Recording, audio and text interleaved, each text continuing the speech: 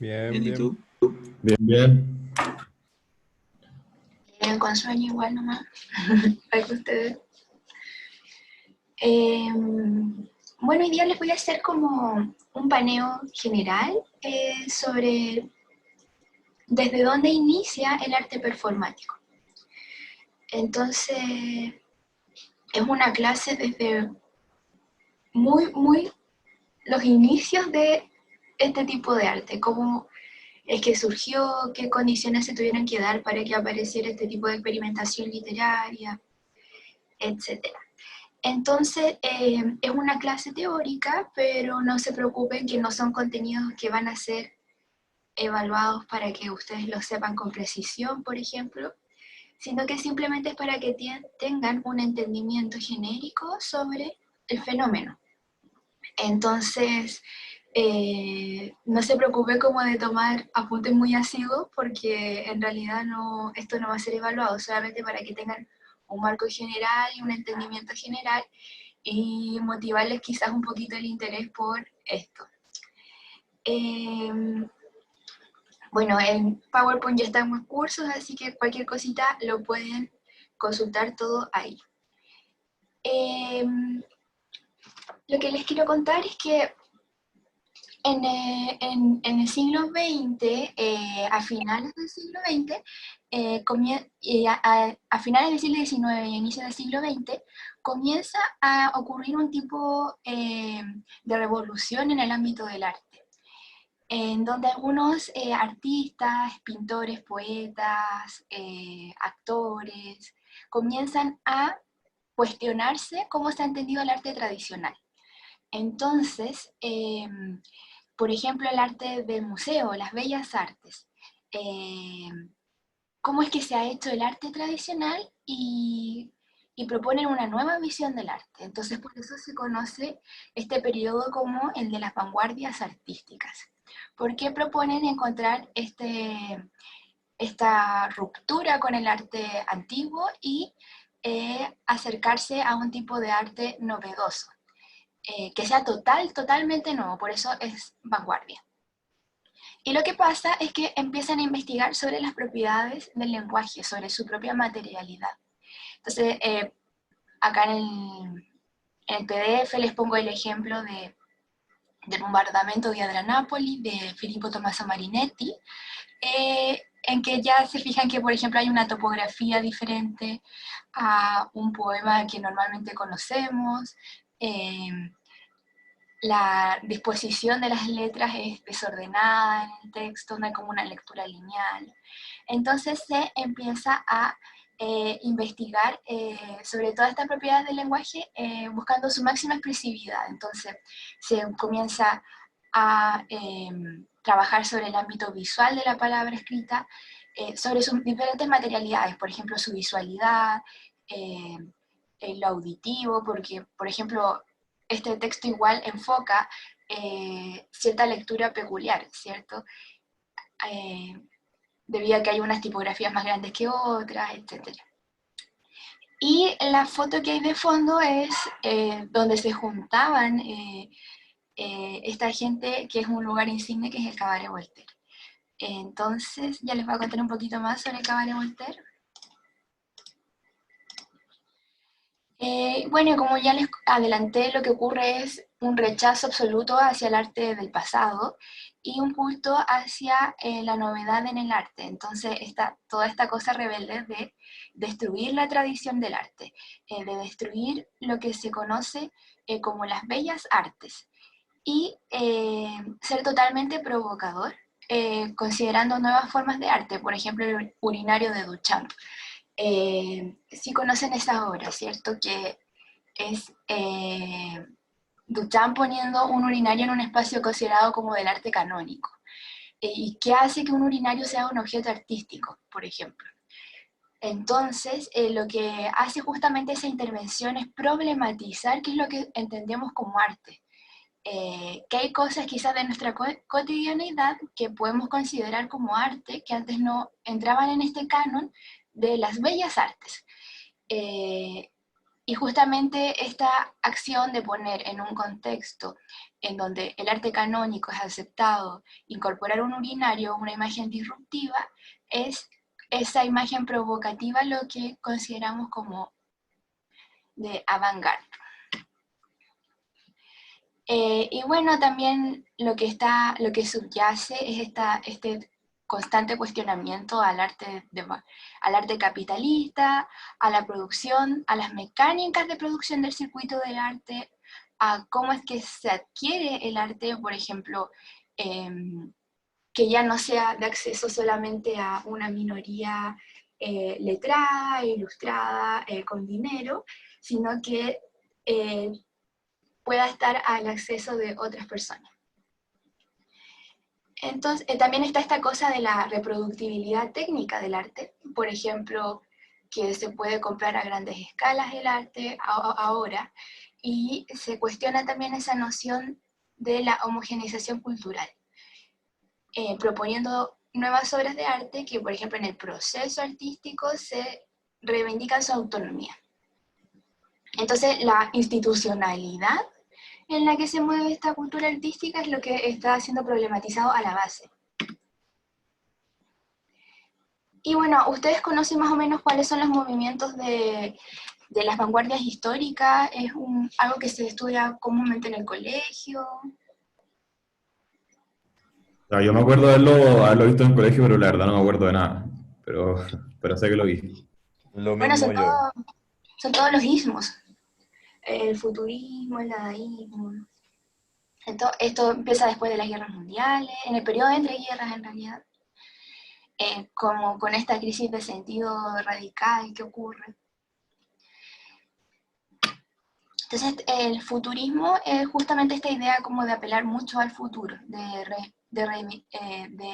dejar el pasado, de dejar estas nociones tradicionales del arte pasadas y apelar a un futuro. Entonces, por ejemplo, esto está súper influenciado en el periodo de las guerras mundiales y en el desarrollo tecnológico. Entonces, lo que hacían los futuristas era un culto hacia la velocidad, hacia las máquinas y todo eso. Filippo Tommaso Marinetti es una figura súper controversial porque inicialmente partió siendo como un autor muy de izquierdas y terminó siendo un autor muy fascista y como con esta cosa de media de glorificación hacia la guerra, como con fascinación, digamos, por el avance tecnológico. Pero lo que sí tiene el futurismo es este gesto provocativo que caracteriza a las vanguardias, que plantea justamente la destrucción de lo pasado, la destrucción del orden canónico de la lengua, y de cómo esa lengua se constituye como un logos, como una racionalidad específica, buscando una liberación absoluta de las palabras. Entonces, como para que esto quede un poco más claro, yo les voy a mostrar unos videitos.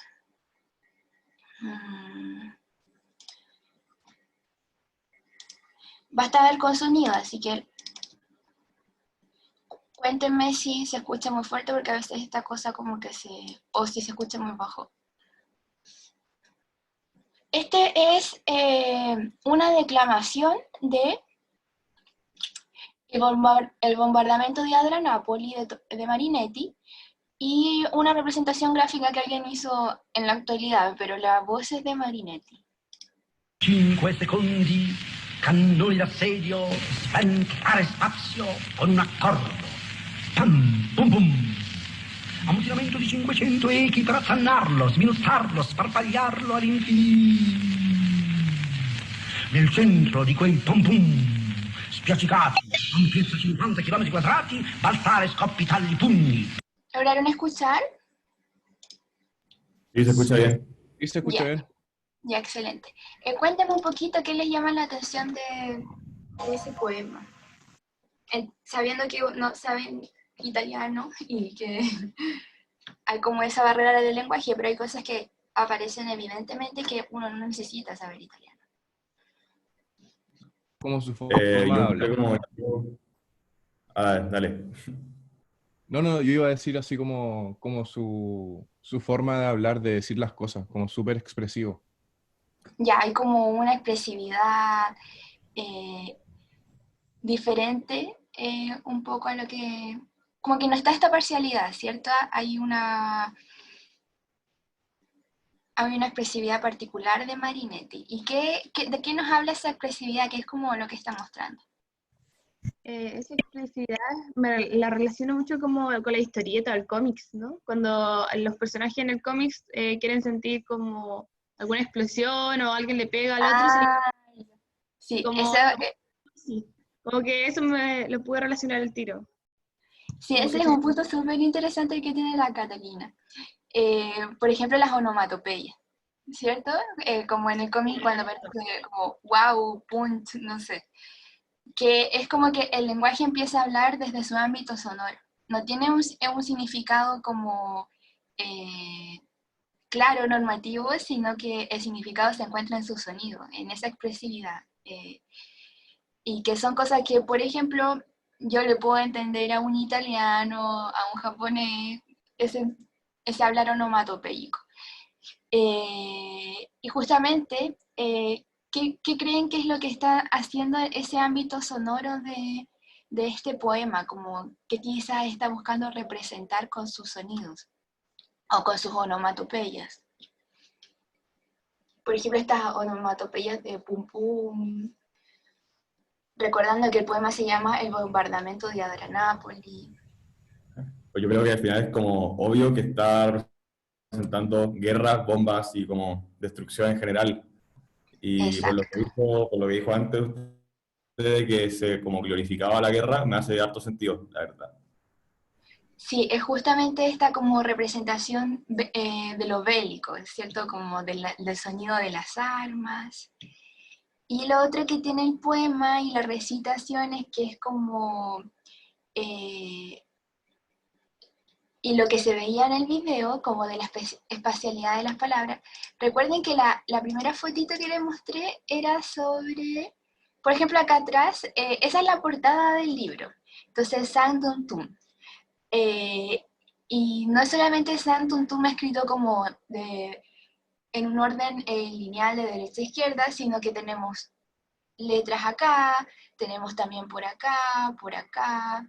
Entonces es como toda esa libertad de la palabra eh, que busca mostrarse. Entonces, eh, uno no está obligado, por ejemplo, a partir leyendo por acá y terminar acá, puedes empezar a leer acá, y esto ya se ve en la portada del libro.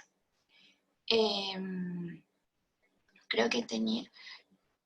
Entonces, la palabra se espacializa en la página, tiene esta dimensión ya espacial, no está esta normatividad de leer de izquierda a derecha, tú puedes, quizá lo que primero te llama la atención al ojo está por acá, después vas por acá, la tipografía de la palabra también te entrega algún tipo de información sobre el poema, y es como información sensual y emotiva, apela directamente a la percepción y al sentido, no tanto como a descifrar un significado, sino que te genera sensaciones en particular. Por ejemplo, eh, esta cosa de onomatopéyica sobre la guerra bélica. Entonces, eso es como lo importante del futurismo y de las vanguardias históricas en general, y que abre paso al arte performático, que es esta agresión a las normatividades de la lengua, a lo que ha sido socialmente aceptado y esperado para un buen lenguaje y para un arte que sea bello. Entonces cuestiona esta idea de la estética, agrediendo la sintaxis, agrediendo como los cánones tradicionales, las reglas que hay en el lenguaje, para justamente buscar esta libertad de la palabra.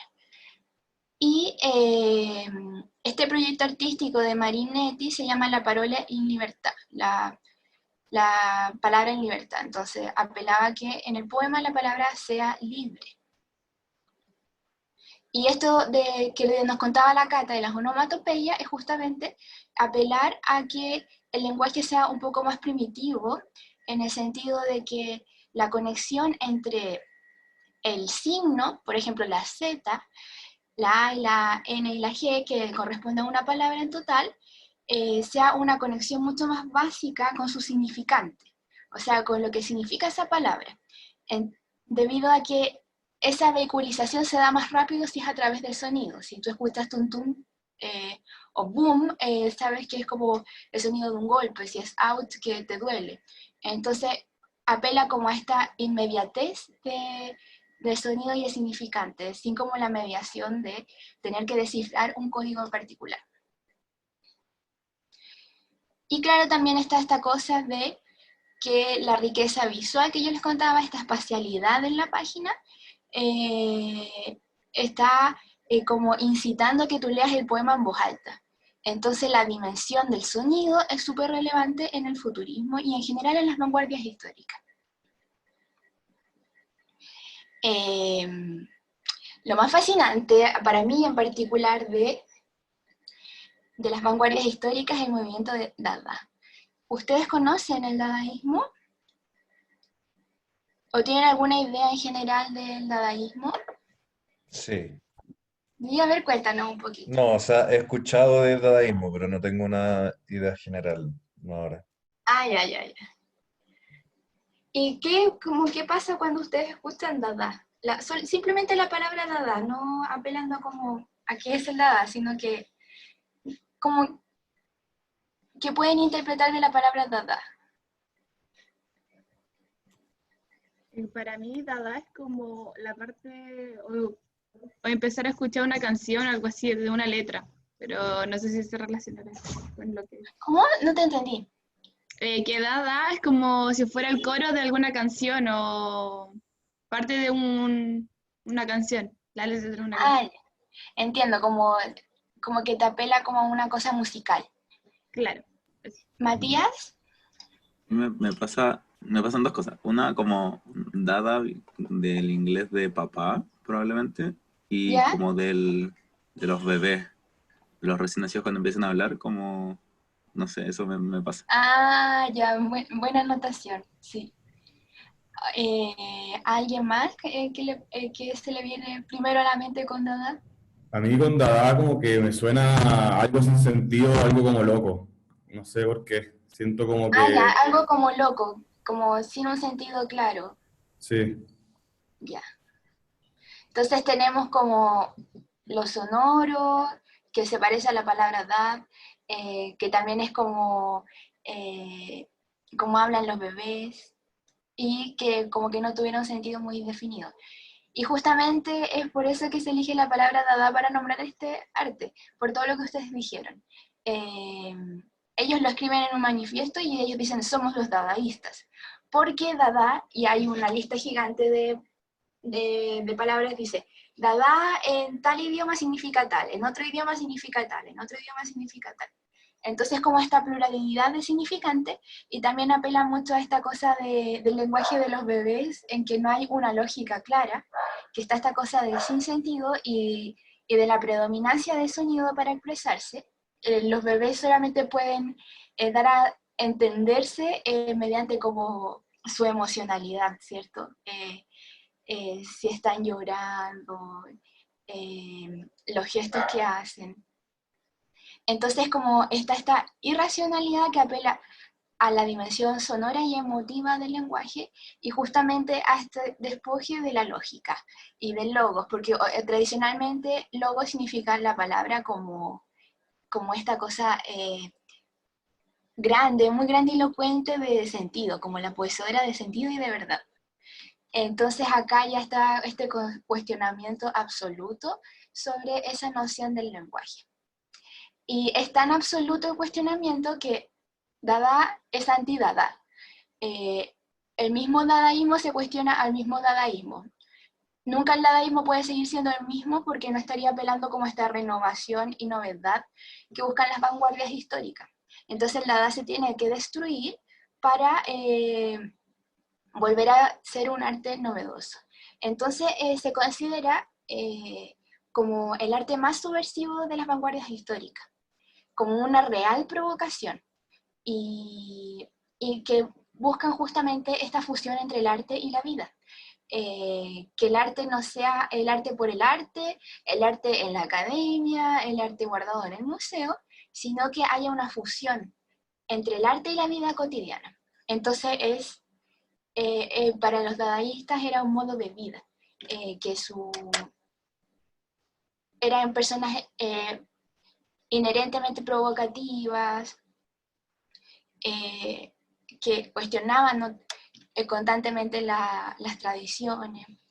Entonces apela, por ejemplo, a que el arte no esté guardado en el museo, que el arte salga a las calles, que se tome la vida cotidiana.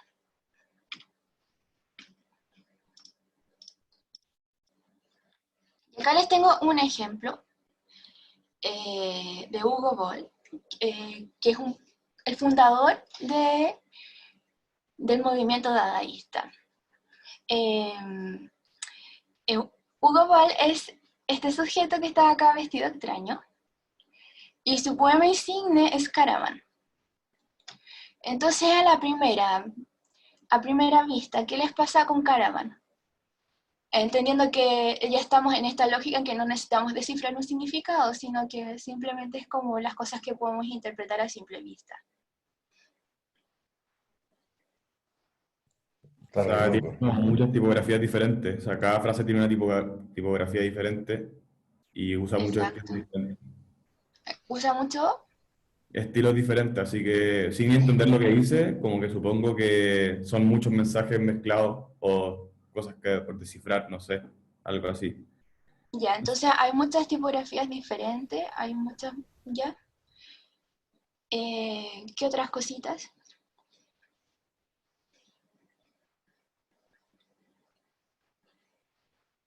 ¿Qué idioma es? Ah, es alemán, ¿o no? ¿O nada que ver?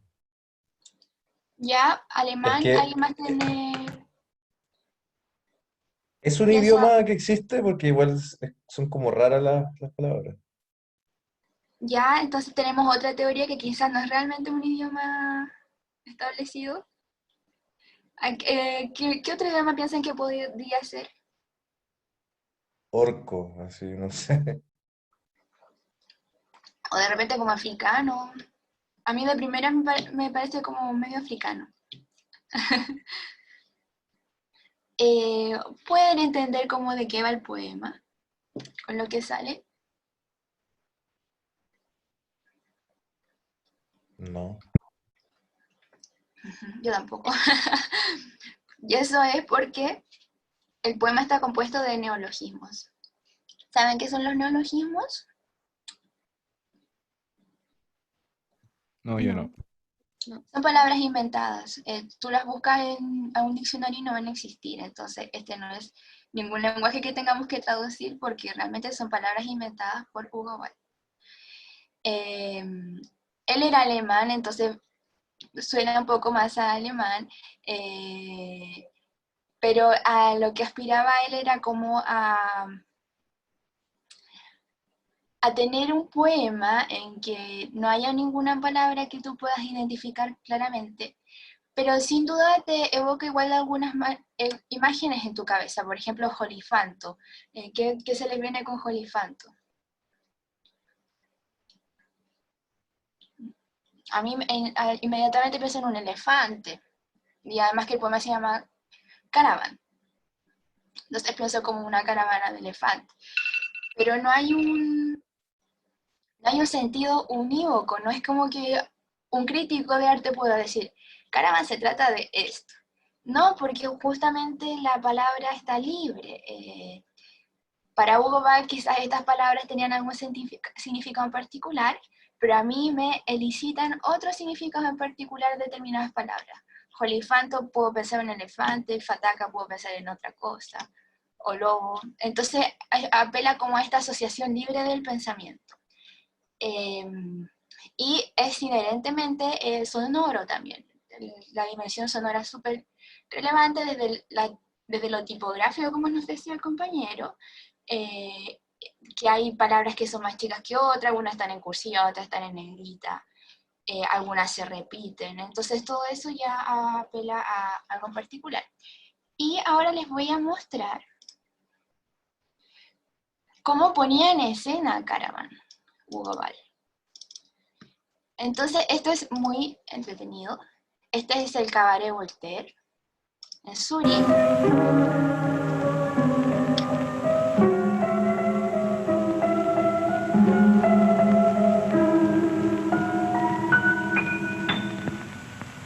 Die olifanto bambla, bambla, rosija enfahable hora, e giga forava, hijo bloico, rusula huyo, holaka holala, alago bum, blago bum, blago bum, posso pataka, susu budu, subudu, budu, budu, hasta batusa, data baurka, busa holala.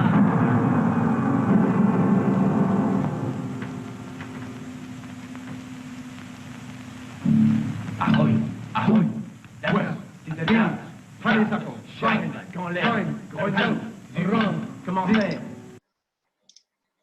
Ya, cuéntame un poquito de este video. ¿Qué cosas le llaman la atención? Que lo hayan sacado. Como que no se entendía mucho, la verdad. Pero por lo menos a mí me dio una impresión de que al principio se mostraba como que el que lo estaba recitando estaba loco y se lo llevaban. Como justo Ya. en la música se sentía como esa sensación de que estaba predicando algo, o que estuviera la autoridad o el poder no le gustaría que todo el mundo supiera, y se lo llevan y después, no sé, como que alguien más sigue, pero no sé, eso fue lo que me llegó, de lo que entendí, de la ropa, de la como gestualidad, de la música. Ya, nos dijiste un montón de cosas. Entonces está esta cosa como caótica. Hay alguien que pareciera estar predicando algo. Esa persona está vestida de una manera súper rara. Y hay unas personas que se lo llevan. ¿Qué otras cosas se les vienen a ustedes a la cabeza?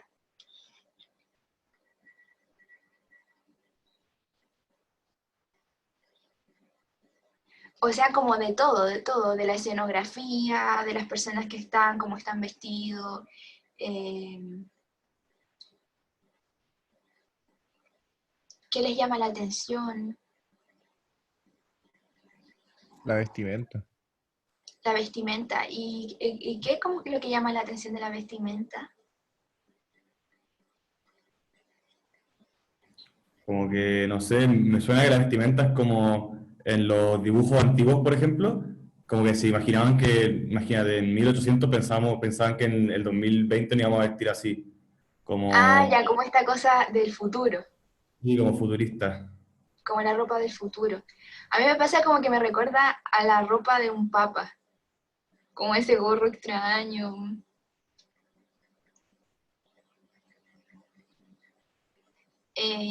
Esta capa. Entonces, Hay sin uno duda, como... por como el delantal, como el tubo y el sombrero.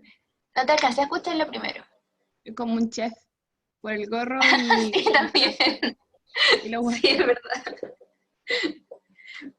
Pero está esta cosa que yo creo que es como lo más relevante, o sea, no lo más relevante, pero lo que salta más fácilmente a la vista a la luz de las vanguardias históricas, que es como un traje cubista, ¿no es cierto? Como es muy geométrico, es muy rígido, debe haber sido muy difícil caminar en ese traje. Es como de metal, entonces apela como a todos estos materiales del futuro, como del imaginario del futuro. Y también está esta cosa como de símbolos de poder, así, un gorro gigante, una capa, y esta persona está declamando algo que nadie se lo puede entender. Entonces, esta autoridad está declamando cosas inentendibles que no tienen un sentido. Y bueno, también vemos que en ese lugares, digamos que era como un bar. Empezaron ahí los dadaístas y se empezaban a juntar semanalmente, digamos, en las noches. Y imagínense, a inicio de 1900 estaban haciendo esas cosas que incluso hasta a nosotros nos parecen raras, si lo vemos haciendo como en un café, por ejemplo, en el centro de Santiago. Eh, y se juntaban en el Cabaret Voltaire y iban personalidades como Hugo Ball, Tristan Tzara, Jan Arp, los que se conocen como los que llevan la batuta en las vanguardias históricas. Y lo que hacían era experimentar, jugar. Era como un juego de niños. A mí igual me pasa que veo este video y me imagino niños jugando, como cuando uno se pone a actuar con los amigos y eso. Entonces ellos llevaban sus creaciones y está toda esta cosa lúdica de la interpretación. Había alguien que estaba tocando el piano, habían dos mujeres vestidas, y al final aparecen tres hombres recitando también de una manera muy sonora. Ya, entonces, ciertamente lo que podemos decir con certeza de Caravan es que no entendemos qué dice el poema, no tiene un significado claro y ese justamente es a lo que apela. Esa rebeldía del lenguaje, que el lenguaje puede significar lo que sea, el lenguaje está libre, y para cada uno puede significar lo que sea. Y eso es como una democratización del arte, porque no necesito ser una persona ilustrada para entender poesía, sino que apela a la emocionalidad que incitan las personas, a la experiencia. Adela Matilde dice, yo siento que transmite misterio, porque nunca vamos a saber cuál es el significado de las cosas que dice, pero igual genera mucha intriga y llama la atención. Justamente es eso, que es este misterio porque la palabra está libre. Entonces para cada cual puede significar lo que quiera. Entonces no está como esta institucionalidad, por ejemplo, de las reales academias de la lengua que dicen tal palabra significa tal, y si tú lees este poema, la concepción tradicional es que trata de tal cosa. Entonces, las nociones tradicionales de lo que debe ser un poema están absolutamente cuestionadas, están quebradas acá desde el inicio, que fue un poema escrito, pero ya escrito apela a una sonoridad en particular, y ya desde la presentación visual en el Cabaret Voltaire, no sabemos realmente si es un poema, no lo podemos decir con certeza, porque puede ser un poema, puede ser una obra de arte, puede ser una pieza musical, entonces desafía todas esas concepciones.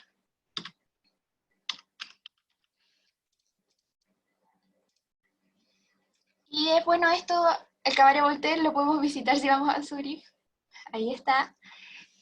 Y esta intencionalidad o movimiento, Hugo Ball lo llamaba como la Lauscherich, que también es la misma idea de la parola en libertad, liberar a la palabra. Y acá ya es como más extremo porque lo lleva a la anulación de su significado mediante los neologismos, que los neologismos era esta invención total de las palabras.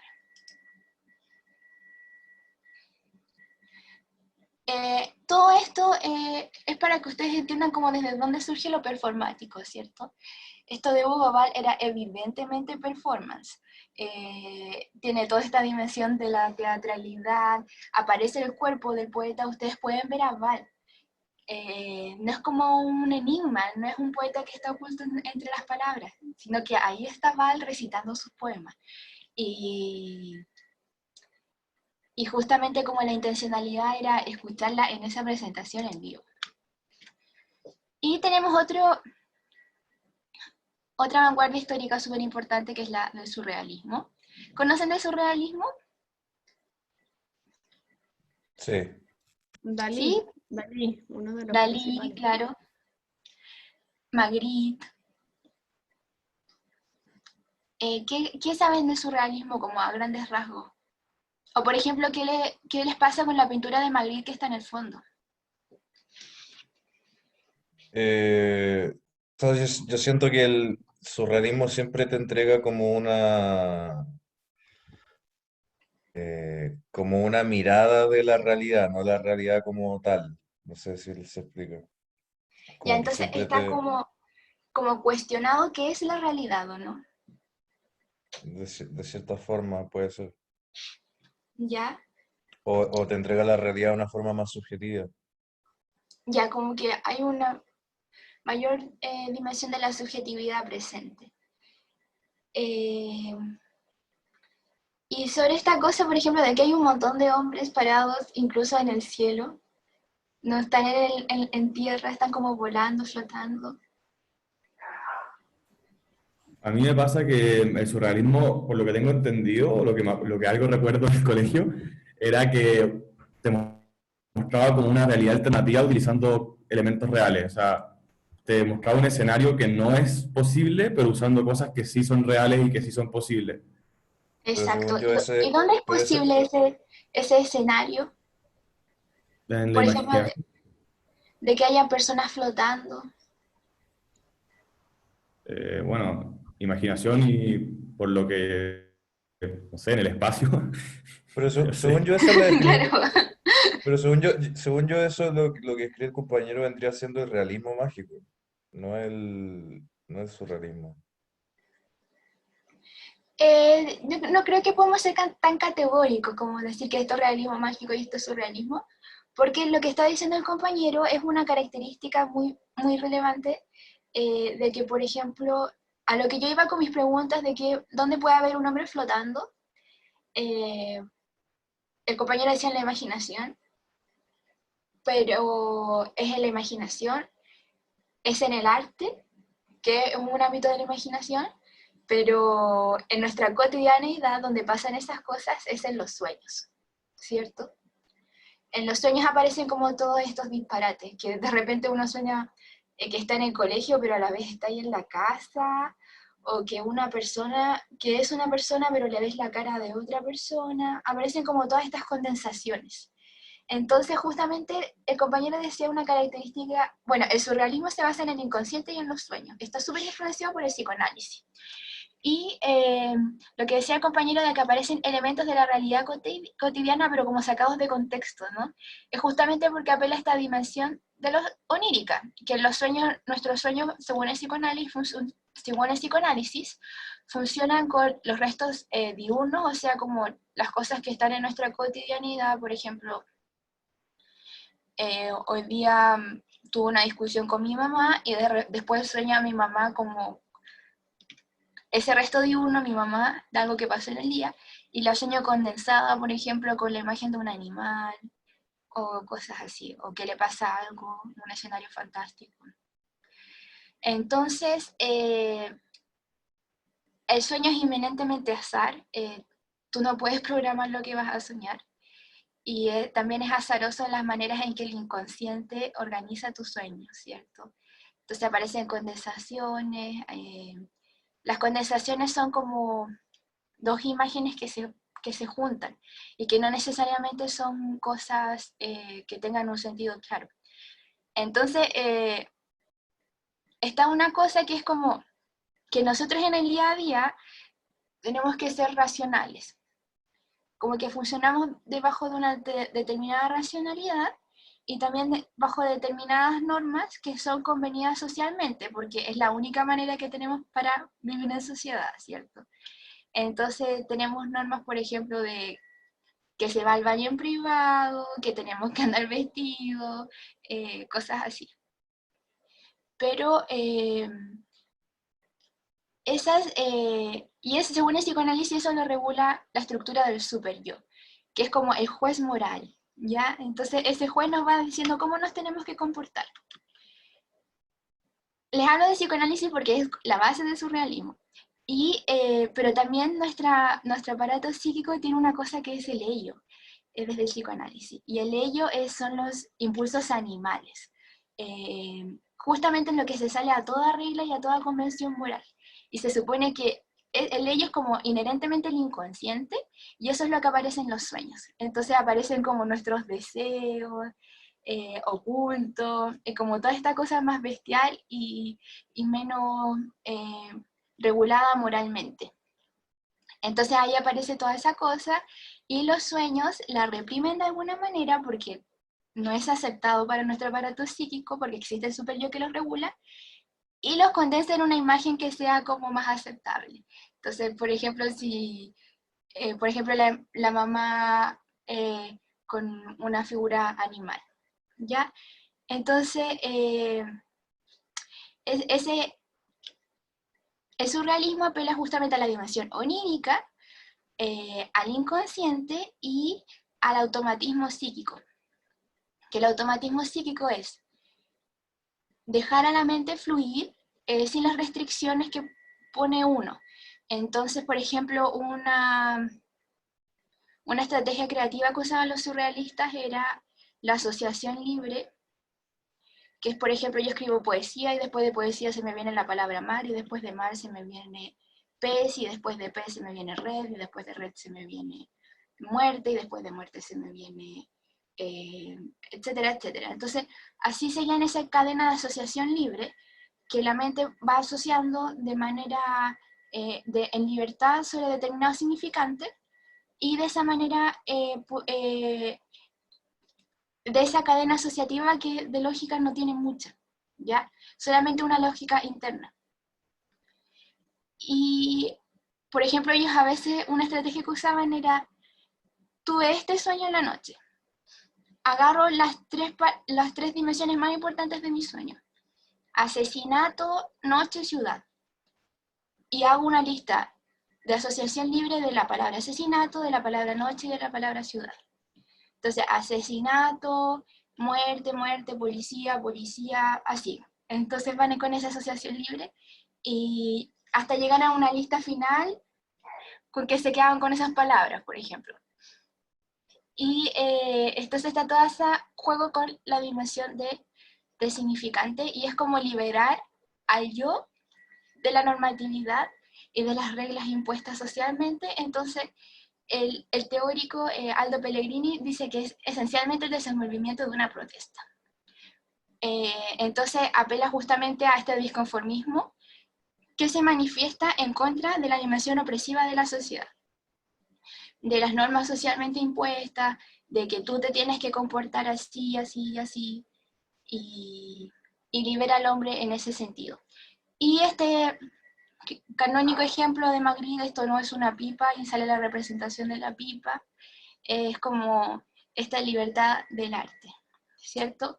Entender que acá ya no se juega como la realidad en sí.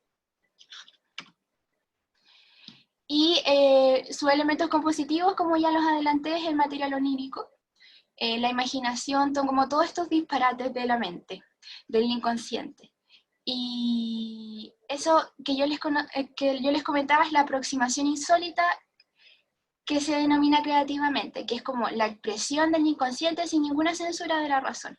Entonces, en ese ámbito del inconsciente, es, por ejemplo, que el conde de Lautremont en un poema puede decir: es tan bello como el encuentro fortuito de una máquina de coser y un paraguas en una mesa de disección. Son elementos que no tienen ninguna relación entre sí, ¿cierto? Como que normalmente no vamos a encontrar una mesa de disección y encima de ella va a haber un paraguas y una máquina de coser, y que justamente esa sea la descripción de la belleza de una persona. ¿Ya? Entonces, como a esos disparates apunta el surrealismo, que son los disparates que pueden aparecer si es que no censuramos nuestra razón. ¿Alguna apreciación sobre el surrealismo que quieran hacer?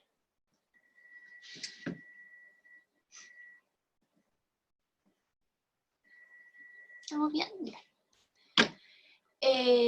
En Chile, el poeta de vanguardia por excelencia es Vicente Huidobro, ¿no? ¿Lo conocen a él? Sí, de nombre. ¿De nombre? Bueno, sí, es un clásico de acá. Es el padre de la vanguardia en Chile. Bueno, el poema más conocido de Huidobro es El Altazor. Y lo que... ahí se me corre el teclado, pero tenía que decir que es sionismo. El movimiento que él inventa es el creacionismo. Y como la dimensión más vanguardista que aparece en Altazor es el canto séptimo, que es como la misma lógica de Caravan. Si tú lo lees, no hay palabras que tengan un significado claro, apelan a una sonoridad expresiva, etc. Huidobro estaba súper influenciado por sus amigos de las Europas, entonces trae la vanguardia hasta acá. Y como en la cultura popular, Quilapayún hizo una canción sobre el canto séptimo, de Caravan, los Talking Heads, entonces ha tenido como una influencia cultural, una influencia en la cultura popular, ¿ya? Y eso sobre las vanguardias históricas. Y todo ese repaso para mostrarles cuál es el camino que tuvo el arte para que aparezca la dimensión performática. Entonces, ¿qué creen que de performático puede tener como todo lo que revisamos hoy día?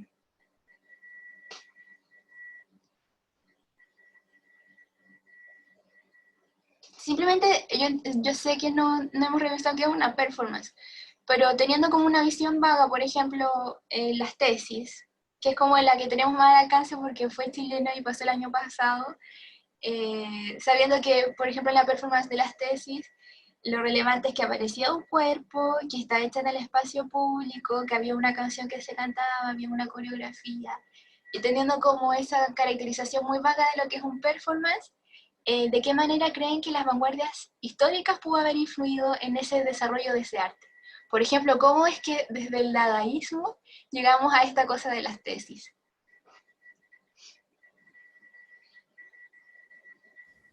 Yo creo que puede ser como no sé, basado en el dadaísmo, por lo menos, que es como una expresión al final como personal. Es que en las tesis la verdad que no es personal, porque es como todo un conjunto de la sociedad alegando, protestando por algo, pero en el caso de que vimos, se me olvidó el nombre, pero del gallo que parecía papa, eh, ¿Ya? como que él mostraba como su punto de vista, pero y las tesis sería como eso, pero masificado, que es como un punto de vista de un grupo o una idea de un grupo expresada a su manera con su propia como forma de vestir, de gestualidad, y como que eso me puede ser que puede ser como un inicio a lo que son las performances, pero no tengo mucha idea tampoco de que es una performance bien, así que como solamente a amplio rasgo, yo diría que es algo como eso, no sé. Ya, como que hay una influencia desde el dadaísmo, pero también hay una diferencia que es que, bueno, dado nuestro contexto actual, esto ya está masificado.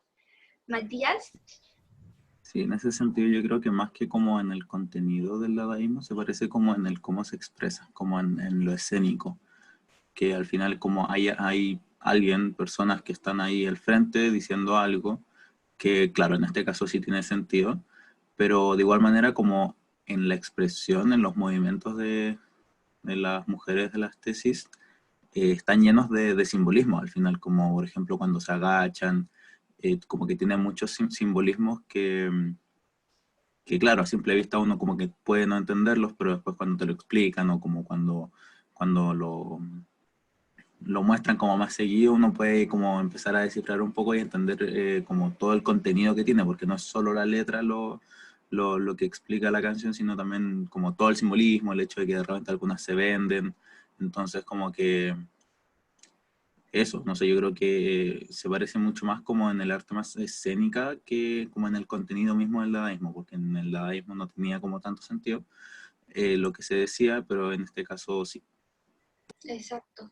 Entonces, el Mati nos está diciendo un punto súper importante que es, no es tanto lo que se dice, sino cómo se dice, ¿cierto? Entonces, las chiquillas tienen una letra en particular que ya es muy decidora, es al hueso, no hay nada que interpretar. Pero además hay otras dimensiones de sentido, que es cómo se expresan, qué cuerpo aparece ahí, cómo se visten, en qué lugar está el inserto, etc. Y eso tiene una influencia directa del dadaísmo. El dadaísmo yo creo que abre un ámbito performático que es, bueno, está puesto en un escenario. Ya ahí tenemos una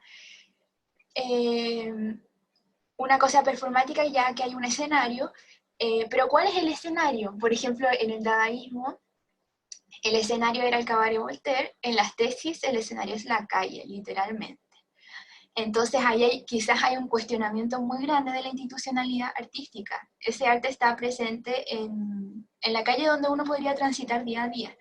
y encontrarte con las chiquillas haciendo esa performance, que sin duda nos pasó a muchos, ¿no? Yo me encontré con esa performance un montón de veces en octubre del año pasado, y cuando no la esperaba, está esta cosa como de que aparece ahí. Y bueno, entonces podemos ir encontrando similitudes y diferencias. Una similitud es que aparece el propio artista en carne y hueso. ¿Ya? Tenemos a Hugo Ball ahí y acá tenemos al conjunto de las tesis.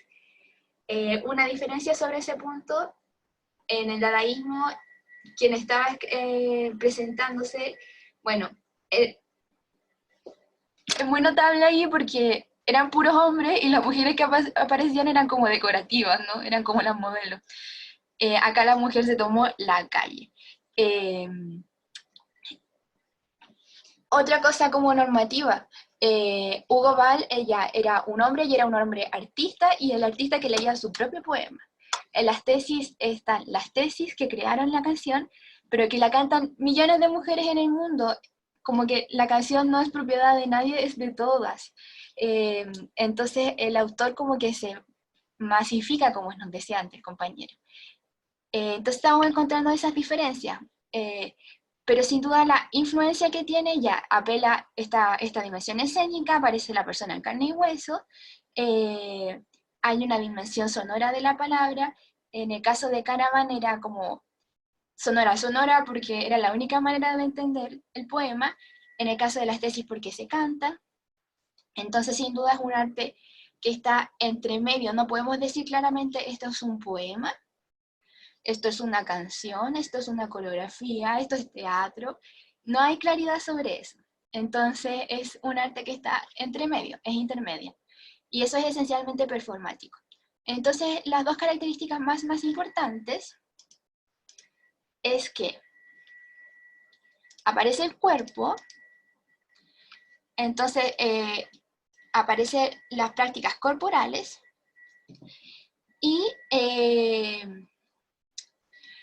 y un arte de la acción. Esas son las dos características que quiero que se queden con la performance y como lo que le denegan el arte de vanguardia. Que el cuerpo es súper relevante, el cuerpo desde su dimensión sonora, del cuerpo como unidad de sentido, del cuerpo mediante su gestualidad, su expresividad, de la liberación de la palabra y del arte intermedial. Ya entonces, cuerpo y arte intermedia. Y bueno, yo creo que vamos a revisar esto de la performance la próxima clase, lo vamos a dejar para la próxima clase. Entonces para la próxima clase les voy a pedir que por favor lean el capítulo 1 de Diana Taylor. Yo se los voy a subir a webcurso, así que tranquilidad ahí. Es súper breve y está lleno de imágenes. Así que no es una lectura para nada difícil. ¿Preguntas? Yo sí, No. profe. No, ni una. Ya les subo el capítulo, cualquier duda me escriben, pero como les digo, es una lectura súper amena. No les va a costar nada y lo van a leer como en 5 minutos.